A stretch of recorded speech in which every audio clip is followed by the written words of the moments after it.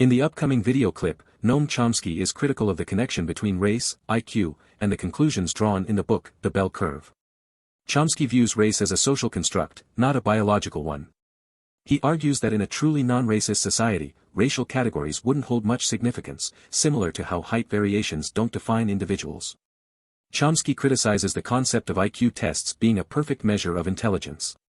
He argues that environmental factors significantly influence performance on these tests. Additionally, he finds the concept of heritability of IQ misleading. He uses the example of earring wearing in the past. Only women wore earrings, so heritability of having an earring would be high due to gender, not genetics. Now off to this wonderful clip of Noam Chomsky arguing the reasons behind these claims of IQ, race, and the bell curve. First of all, I want to say just very quickly that last night I saw this Time magazine with the front cover regarding that IQ book that you had mentioned, and I was just appalled by it. No, because I thought if I was yeah. a black man in this country, I would not know what to do with myself. How about if you're a black woman? O.J. Simpson. How about a black woman? Did you read the article? Or a black I mean, the woman. article claims that one of the things it discusses is the idea that black women don't nurture their children. And that's because they came from Africa where the climate was such and such. I mean, this is stuff that's right out of the Nazis.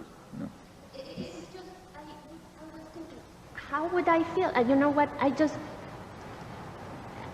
don't know what to do. I mean, it's just rage. Maybe I would wake up every day. Maybe I'd be despondent. Maybe I try to relate to other people as human beings. But inside there would be a burning fire.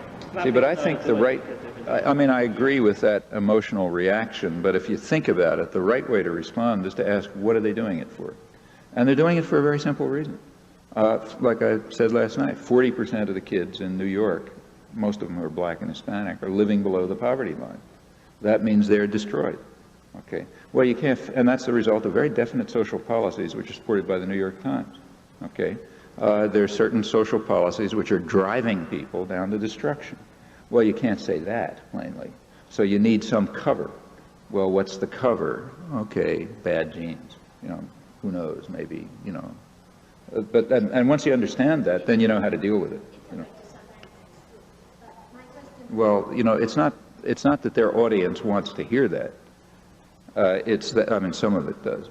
It's that that's the proper ideology, just as it was proper for the Nazis at some point to say Jews are a virus that's destroying our society.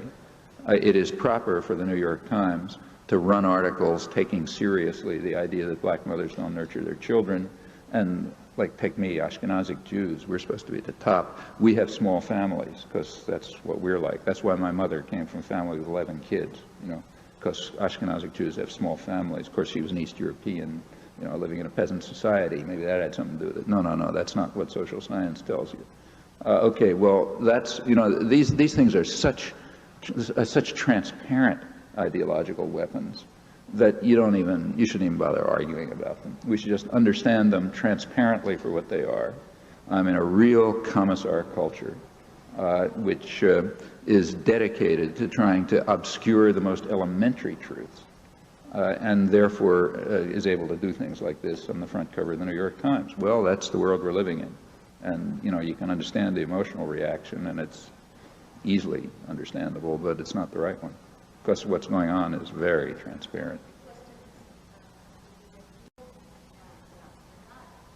This doesn't have anything to do with evil and God. This has to do with rich, powerful people trying to justify the fact that they are pursuing social policies which are forcing children to die. That's what it has to do with. The book referring to the bell curve, which argues for a genetic component to intelligence differences between races, is a particular target of Chomsky's critique. He questions the book's assumptions about heritability and IQ tests. He also criticizes the book's economic arguments, suggesting that social factors, not just IQ, determine career choices and societal rewards. Overall, Chomsky emphasizes the role of social and environmental factors in shaping intelligence and achievement. He believes racial categories are irrelevant to individual ability and that focusing on these divides distracts from addressing social inequalities. Well, I hope you liked the video and subscribe to the channel. Also, I wish you check out the YouTube channel, Progressive Movement, which discusses topics related to ideas related to progressivism. There is a link to it on this channel's main page. Thank you and now take care and bye-bye.